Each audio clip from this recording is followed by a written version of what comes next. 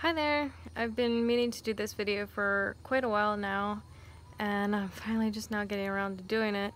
I had a stomach bug. My husband and I went out to dinner, and we both, 3 days later, came down with a stomach bug. And I think that when I have a stomach bug with gastroparesis, it seems that none of my nausea remedies seem to work with the stomach bug. So even though I take ibuprofen and my nausea tablets and I vape my CBD oil, it still does not seem to help. So when I am super nauseated like that and none of my remedies are working, I'm like, it must be a stomach bug. And so after we got over that stomach bug, it took my stomach about a week to recover from that. I still had a lot of nausea off and on. So then, just as I was feeling better, I ended up with another stomach bug. I don't know why. Like, am I more susceptible to stomach bugs because of gastroparesis? Is it that my immune system is weaker than a lot of other people's? I just don't know, and it's so frustrating because it seems like I'm always catching them.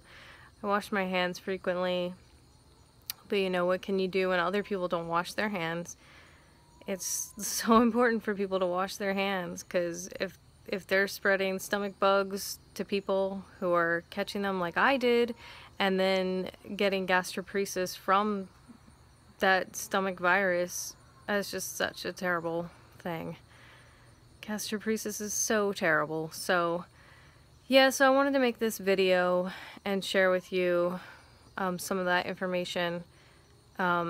Stomach bugs, according to the internet, only last 2 to 3 days as far as the nausea.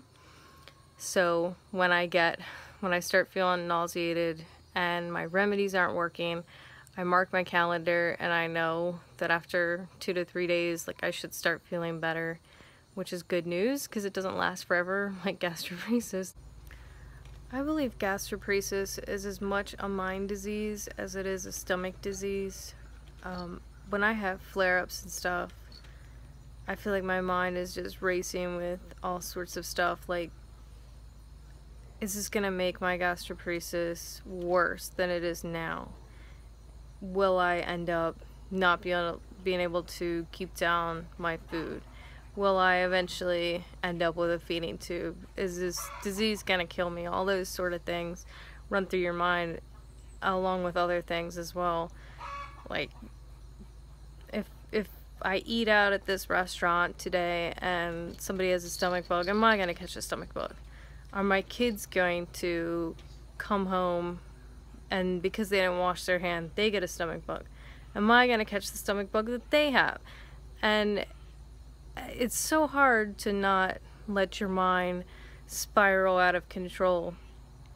I have to remind myself that I am much better now than I was only a year ago, and that I feel like I'm gonna get better. I mean, I'm improving a little bit every day, and that's so important, because if you let your mind just get carried away with all the negative stuff, it's gonna affect your body physically the way we think.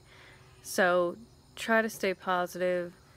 I know gastroparesis is such a horrible thing, but staying positive really is the way to go. If you ever want to, like, talk to somebody, feel free to email me, because it really does help talking to somebody. And it also really helps to keep, like, some sort of track of